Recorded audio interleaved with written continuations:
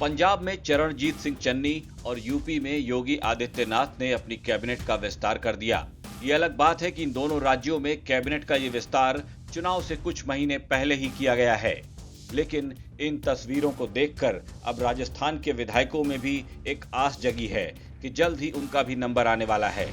माना जा रहा है कि नवरात्रों तक राजस्थान में भी कुछ ऐसा ही हो सकता है। कैबिनेट विस्तार के साथ ही संगठन के भी कुछ पदों पर नियुक्तियां हो सकती हैं और इसी के साथ ही कांग्रेस आलाकमान प्रदेश में गहलोत और पायलट के झगड़े पर फुल स्टॉप भी लगा सकता है। मंत्रिमंडल विस्तार के लिए सीएम अशोक गहलोत भी तैयार हो चुके हैं, जिसके बारे में पिछले दिनों प्रदेश कांग्रेस प्रभारी अजय माकन जानकारी भी दे चुके हैं। माकन ने कहा था कि मंत्रिमंडल विस्तार और नियुक्तियां तो काफी पहले ही हो जाती अगर अशोक गहलोत बीमार न हुए होते, लेकिन इस बीच प्रदेश के पूर्व डिप्टी सीएम सचिन पायलट का दिल्ली में राहुल और प्रियंका गांधी और प्रदेश में विधानसभा अध्यक्ष सीपी जोशी से मुलाकात करना चर्चा का विषय बना रहा। लोग यही कयास लगा रहे थे कि जरूर पायलट को लेकर आलाकमान ने कोई बड़ा फैसला कर लिया है, तभी तो सीपी जोशी भी पायलट से मिलकर इतने खुश नजर आए। नहीं तो यही जोशी पहले पायलट का नाम सुनकर भी उसे इग्नोर कर जाते थे। शायद जोशी ने भी पायलट का सियासी भविष्य भांप लिया होगा।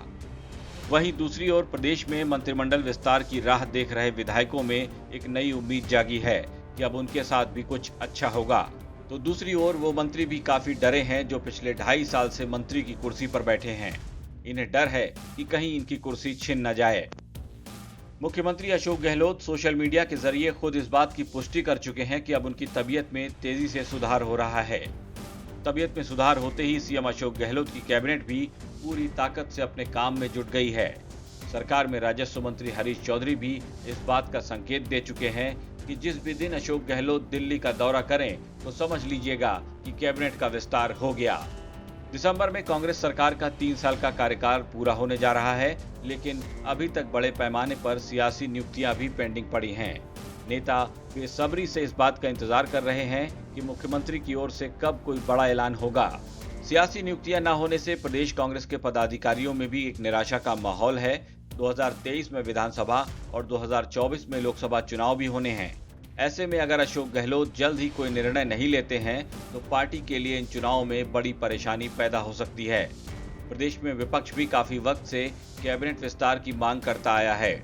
बीजेपी के भी कई नेता सचिन पायलट के सपोर्ट में खुलकर बोलते रहे हैं। शायद बीजेपी को लगता है कि कैबिनेट विस्तार होते ही कांग्रेस में झगड़ा और बढ़ेगा और अगले चुनाव के लिए उनकी राह कुछ आसान हो जाएगी। ब्यूरो रिपोर्ट, राजस्थान तक।